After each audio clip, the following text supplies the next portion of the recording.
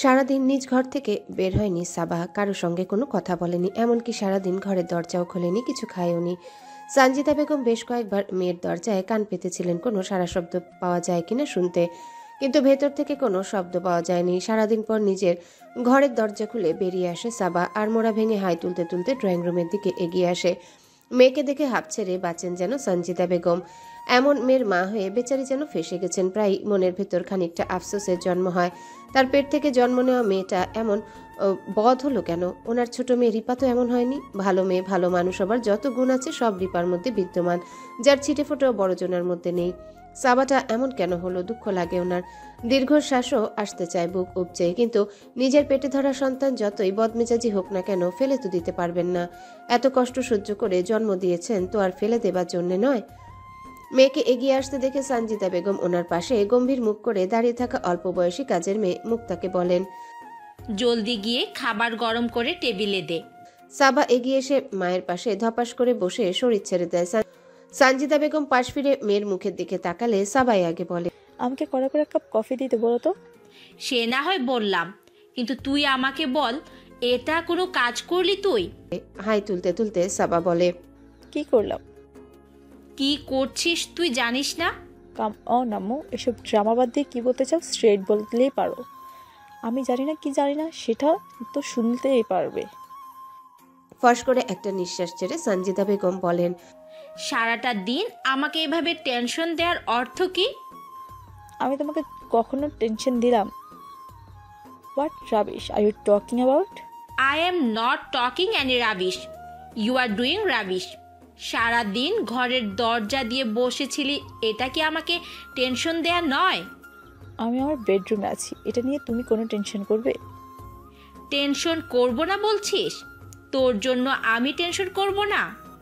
আমি তোর মা, তোর জন্য টেনশন করব না? আবার ড্রামা করছো তুমি আম্মু।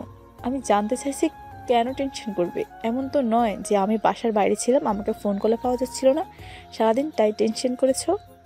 এমন হলে মানতে পারতাম, কিন্তু সেটা তো নয়। আমি বাসায় ছিলাম সারাদিন, ইনফ্যাক্ট নিজের ঘরেই ছিলাম। এরপর তোমার টেনশন হওয়ার কারণ কি আমি বুঝতে পারছি না। আমাকে একটু বোঝাও প্লিজ। আর বোঝাতে না বলে কিছু বলো না। তুই গতকাল রাতে ভাঙচুর করে বাসা থেকে বেরিয়ে গেলি গরম মাথায়। এরপর বাসায় ফিরে কারোর সঙ্গে কোনো কথা বললি না, ভালো মন্দ কিছু বললি না। ওখানে কি হয়েছে না হয়েছে কিচ্ছু জানালিও না। রৌনক সত্যি সত্যি বিয়েটা করেছে কিনা এসব কিছু না জানিয়ে নিজের ঘরে গিয়ে দরজা আটকে দিলি। সেই দরজা সকালেও খুলিসনি। সমস্ত দিন পার করে এখন বেরিয়ে এসেছিস। তোর এমন কাণ্ডে আমার টেনশন হবে না? টেনশন হবার মতো কিছু করিসনি তুই? সোজা হয়ে বসে সাবা বলে, কাম অন আম্মু, আমাকে তুমি চেনো না। নিজের কোনো ক্ষতি করতে কখনো দেখেছো আমাকে? মাথা গরম হয়ে গেলে একটু ভাঙচুর করি, এটা সত্যি, কিন্তু নিজের ক্ষতি করার মতো আমি নই। আমাকে তুমি জন্ম দিয়েছো, এত বছর বড় করার পরেও চিনতে পারো নি। সেজন্যই বলি, তোমার না পাপার মেয়ে। আমার পাপাই আমাকে অনেক ভালো চিনে। তাকে দেখে তো আমাকে নিয়ে তোমার মতো অহেতুক চিন্তা করছে কি না। সে ঠিকই চিল আছে, কারণ সে জানে তার মেয়েও চিল করছে। রাগ হবে, ভাঙচুর করব, মাথা ঠান্ডা হয়ে যাবে, ব্যাস। এত টেনশন করার কিছুই নেই। এত বেশি টেনশন করলে তুমি পাপার আগেই বুড়ো হয়ে যাবে, বুঝলে? তারপর তোমাকে আমার মা কম দাদি বেশি লাগবে দেখতে। সো তুমিও চিল করো। সানজিদা বেগম কিঞ্চিত রাগী দৃষ্টি করে মেয়ের দিকে তাকালে তার ওই তাকানোকে উপেক্ষা করে সাবা বলে, প্লিজ এখন তুমি যাও আগে। আমাকে কড়া করে এক কাপ কফি বানিয়ে দাও, শরীরটা কেমন টলছে আমার এখনো। উঠে যাবার উদ্যোগ নিয়েও বসে রন সানজিদা বেগম। শরীর টলছে শুনে মেয়েকে জিজ্ঞাসা করেন, শরীর টলছে কেন? তুই কি স্লিপিং পিলস নিয়েছিলি? না নিলে এত ঘুমালাম কিভাবে? এসবের মানে কি? রৌনক। সানজিদা বেগমকে কথা শেষ করার সুযোগ না দিয়ে সাবা বলে, রনক যা করেছে, আপাতত ওসব নিয়ে ভাবছি না আমি। তাহলে কি ভাবছিস? রনককে আমার হতেই হবে। রনক আমারই হবে, বাই হুক অর বাই কুক। ওকে আমি এত সহজে ছাড়ছি না। মিসেস রনক যাওয়ান আমিই হব। এখন না হয় কদিন পরেই সই, কিন্তু আমিই হবই। আমার পছন্দের জিনিস অন্য কেউ নেবে, তা আমি বেঁচে থাকতে কোনোদিন হতে দেব না। রনক এই সাবারই হবে। মেয়ের কথা শুনে সামান্য ঘাবড়ে যান সানজিদা বেগম। খানিক ধরা কণ্ঠে জিজ্ঞাসা করেন, কি করবি তুই? মৃদু হেসে মায়ের মুখের দিকে তাকিয়ে সাবা বলে, এখনই তোমাকে কোনো টেনশন করতে হবে না, যখন করব তখন দেখা যাবে। এখন আর কোনো কথা বলো না তো, যাও আমার কফিটা বানিয়ে আনো। I need a cough badly. Sanjita Begum কড়া করে দুটো কথা বলতে চেয়েছিলেন মেয়েকে, কিন্তু এই মুহূর্তে বলে লাভ নেই। ভেবে থেমে গিয়ে নিজেকে সংযত করেন। পরে এই বিষয়ে বুঝিয়ে বলা যাবে। এটা সাবার নতুন নয়, অনেক পুরনো অভ্যাস। নিজের মন মতো কিছু না হলে সে স্লিপিং ট্যাবলেট খেয়ে মরার মতো পড়ে পড়ে ঘুমায়, কিন্তু আজ স্লিপিং ট্যাবলেট খাওয়ার চাইতে সঞ্জিতা বেগমের বেশি টেনশন লাগছে মেয়ের কথা শুনে। এখন কেবল মাথায় এই ভাবনাই আসছে, সাবা সামনে কি করবে। নিজের মেয়েকে তো তার অচেনা নয়। এই মেয়ে যে নিজের স্বার্থ উদ্ধার করতে কি করতে পারে তা সঞ্জিতা বেগম ভালো করেই জানেন।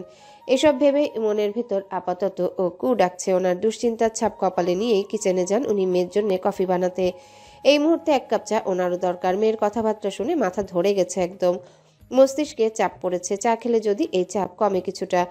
একাই বসেছিল সাবা কফির অপেক্ষায়, তখনই সেখানে উপস্থিত হয় রিপা। তাকে কাজের মেয়েটা জানিয়েছে সাবা ঘরের দরজা খুলে বেরিয়ে এসেছে। তৎক্ষণাৎ খবরটা দিতে পারেনি, নইলে রিপাও মাকে বলা সাবার কথাগুলো শুনতে পেত। সোফায় হেলান দিয়ে চোখের উপর হাত রেখে প্রায় আধা শোয়া ভঙ্গিতে শুয়ে আছে সাবা। সন্তর্পণে এগিয়ে এসে অন্য পাশে সোফায় বসে রিপা। সে ভেবেছিল সাবা হয়তো তার আগমন টের পায়নি, কিন্তু তাকে ভুল প্রমাণ করে দিয়ে ওই অবস্থায় বসে থেকে রিপাকে চোখ মেলে না দেখে সাবা বলে, কিছু বলতে চাইলে বলে ফেলো, নয়তো নিজের ঘরে যা, বিরক্ত করিস না আমাকে। এক মুহূর্ত চুপ থেকে রিপা বলে, তুমি রৌনক ভাইয়ার আশা ছেড়ে দাও, ওনাদের বিরক্ত করো না, ওদের ভালো থাকতে দাও। ছোট বোনের কথা শুনে একদমই হকচকায় না সাবা। চোখের উপর থেকে হাত সরিয়ে সহজ ভঙ্গিতে সোজা হয়ে বসে সে। রিপার চোখে তীক্ষ্ণ দৃষ্টি রেখে বলে, কি বলতে চাইছিস? তুমি রৌনক ভাইয়াকে বিয়ে করার আশা ছেড়ে দাও, ওনার বউটা অনেক ভালো, তার কোনো ক্ষতি করো না প্লিজ। তুই চিনিস নাকি মেয়েটাকে? মেয়েটা কেমন, কি করতো না করতো, ডিটেলস কিছু জানিস পাস্ট সম্পর্কে? আমাকে বলতো, সব শুনি। মেয়েটার কি আগে কোনো বয়ফ্রেন্ড টয়ফ্রেন্ড ছিল নাকি? একটু ডিটেলসে বলতো যা জানিস। সাবার কথা শুনে ভড়কে যায় রিপা। সে কি বলতে চাইলো আর সাবা তাকে কি জিজ্ঞাসা করছে। নিজেকে সামলে নিয়ে রিপা বলে, আমি কিভাবে চিনবো? আমি চিনি না রৌনক ভাইয়ার বউকে। না চিনলে জানবি কিভাবে মেয়েটা ভালো? ওনাকে নাই চিনতে পারি, কিন্তু রৌনক ভাইকে তো চিনি। ভালো মেয়ে না হলে কি রৌনক ভাই বিয়ে করতো নাকি?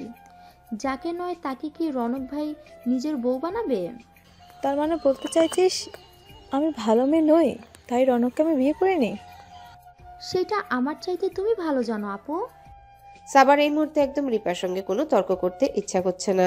সে এমনিতেই মনে মনে ছক কষতে ব্যস্ত, তাই মুহূর্তে কারো সঙ্গে কোনো ধরনের তর্ক জড়ানোর মুড নেই তার। তাই আর এই প্রসঙ্গে কথা না টেনে বরং কথার ইতি টানতে সাবা বলে, তোর কথা শুনে ভালো লাগছে না আমার। আমার সামনে থেকে উঠে যা, গেট লস্ট। রিপাও তর্কে জড়ায় না, সোফা ছেড়ে উঠে দাঁড়ায় সে বিনা বাক্য ব্যয়, কিন্তু চলে যাবার আগে আরেকবার বলে, যা বললাম মাথায় রেখো। ওরা বিয়ে করে সুখে আছে, ওদের সুখে থাকতে দাও। কারো কোনো ক্ষতির কারণ হইও না, ওদের ভালো থাকতে দাও। সাবাকে আর কিছু বলার সুযোগ না দিয়ে প্রস্থান করে রিপা। পেছনে সাবা আবার আগের ভঙ্গিতে শুয়ে বসে চোখ ঢাকায় হাতে। রৌনককে সে এত সহজে ছাড়বে না, যে কোনো মূল্যে সে রৌনকের বউ হয়েই ছাড়বে। তার রৌনককে চাই, সেজন্য হাজারটা মেয়েকে পথ থেকে সরিয়ে দেওয়ার আগে দুবার ভাবার অবকাশ নেই তার। চিত্রলেখা ও আফিফা কথা বলছিল। আচমকায় পরপর 3 বার এক নাগারে কলিং বেল বেজে ওঠে। সতর্ক হয় দুজনাই। এই সময় আফিফার বাসায় আসার মতো কেউ নেই। আফিফার বর শান্ত থাকে চট্টগ্রাম। এখানে আফিফা তার শাশুড়িও 6 মাসের বাচ্চা নিয়ে থাকে। পরপর কয়েকবার কলিং বেল বাজায়। আফিফা দরজা খোলার জন্য উঠতে নিলে তার হাত ধরে বাধা দিয়ে চিত্রলেখা বলে, দাঁড়া আমি দেখি। আমি দেখছি তো, বললাম তো আমি দেখি। চিত্রলেখার আফিফার আপত্তি শুনে না। বিছানা থেকে নেমে শাড়ির আঁচল ঠিক করতেই দরজার দিকে এগোয়। পিপ হলে চোখ রেখে সঙ্গে সঙ্গে দরজাটা খুলে দেয়। সময় বিলম্ব না করে চিত্রলেখা দরজা খুলে দিয়ে বিস্ময় ভরা দৃষ্টি নিয়ে বিস্মিত কণ্ঠে যেই বলে, আপনি? রৌনক এক মুহূর্ত সময় নষ্ট না করে তার চন্দ্রলেখাকে বুকে জড়িয়ে নেয়। তার কাণ্ডে একদম বোকা বনে যায় চিত্রলেখা। এমন কিছুর জন্য একেবারেই প্রস্তুত ছিল না সে। রৌনক এই পর্যন্ত চলে আসবে তার জন্য সেটাই তো আশা করেনি। সেখানে জড়িয়ে ধরা তো দূরের কথা, রৌনক কোনো কথা বলে না, নিশ্চুপ আলিঙ্গনে জড়িয়ে রাখে কেবল প্রিয়তমাকে। রৌনকের বুকের ধুকধুক কম্পন চিত্রলেখা স্পষ্ট অনুভব করতে পারছে। এতখানি কাছাকাছি আছে দুজনে যে একে অপরের প্রতিটা স্পন্দন টের পাওয়া যাচ্ছে। রৌনক এক মুহূর্ত সময় নষ্ট না করে তার চন্দ্রলেখাকে বুকে জড়িয়ে নেয়। তার কাণ্ডে একদমই বোকা বনে যায় চিত্রলেখা।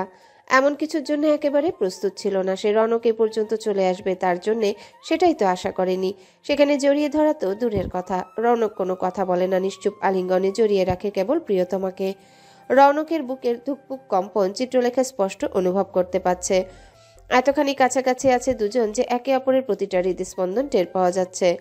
রৌনক চিত্রলেখাকে দেখার সঙ্গে সঙ্গে নিজের বুকে জড়িয়ে নিয়েছে। বেচারি চিত্রলেখা রৌনকের বাহুবন্ধনে প্রথমে বেশ কিছুক্ষণ স্তব্ধ হয়েছিল, মস্তিষ্ক শূন্য হয়ে গিয়েছিল তার। খানিক সময় অতিবাহিত হওয়ার পর ধাতস্থ হয় সে। ততক্ষণে কে এলো দেখার জন্য ভেতরের ঘর থেকে ড্রয়িং রুমের দিকে এগিয়ে এসেছে আফিফা।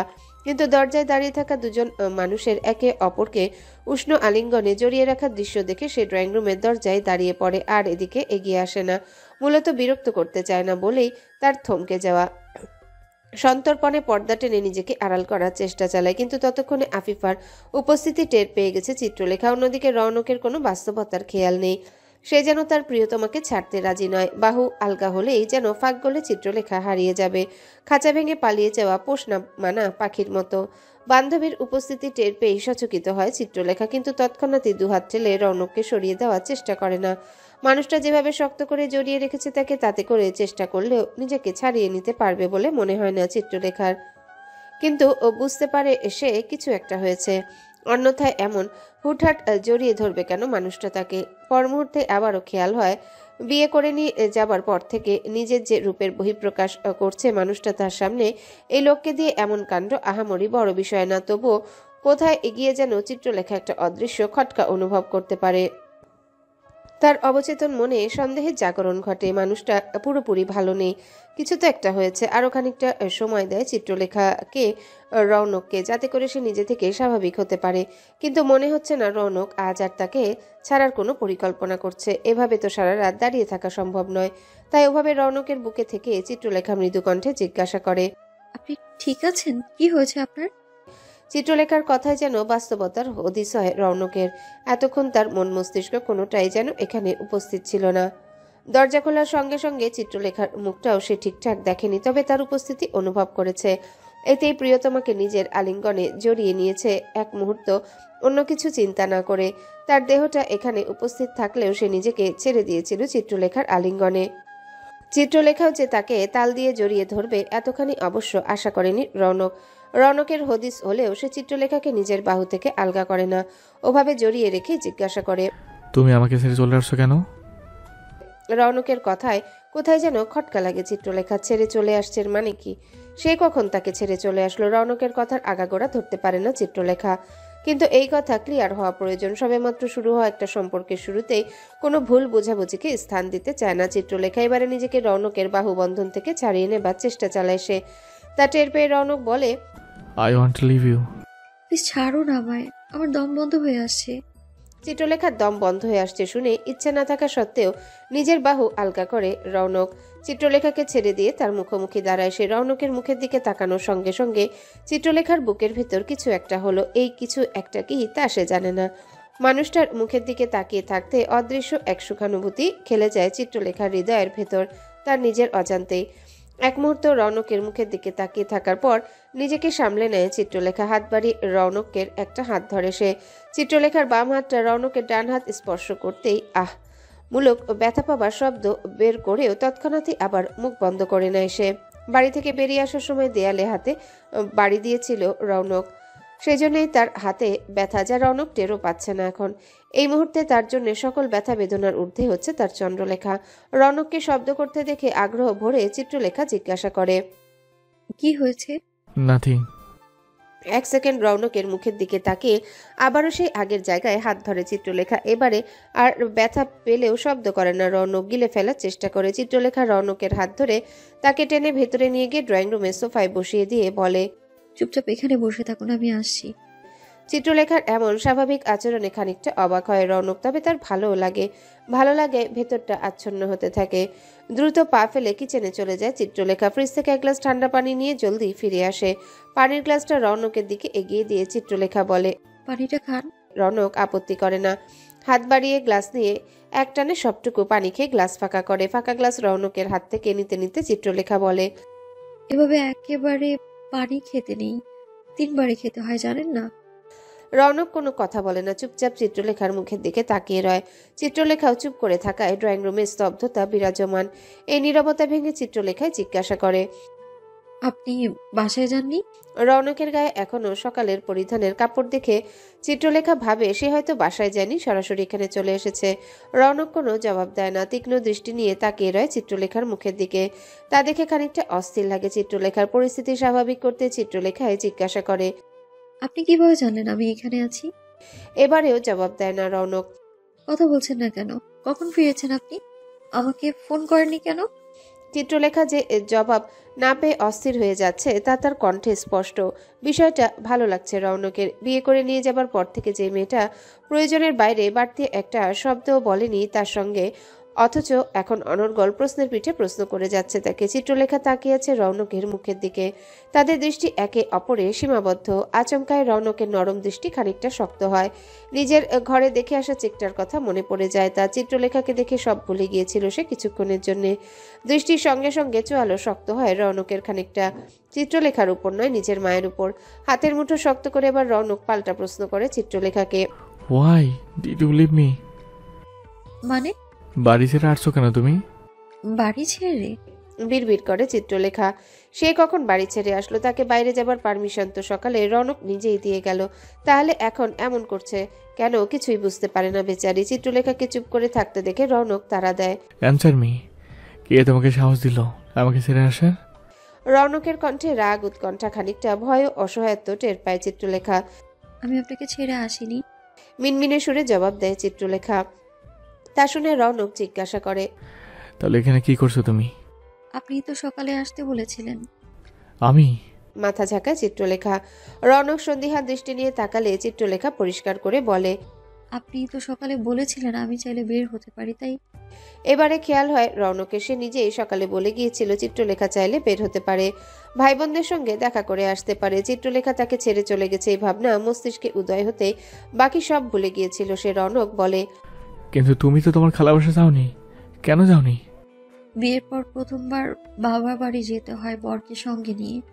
আপনাকে ছাড়া আমি একা গেলে ওরা সবাই হয়তো আপনাকে ভুল ভাবতো। যেমন?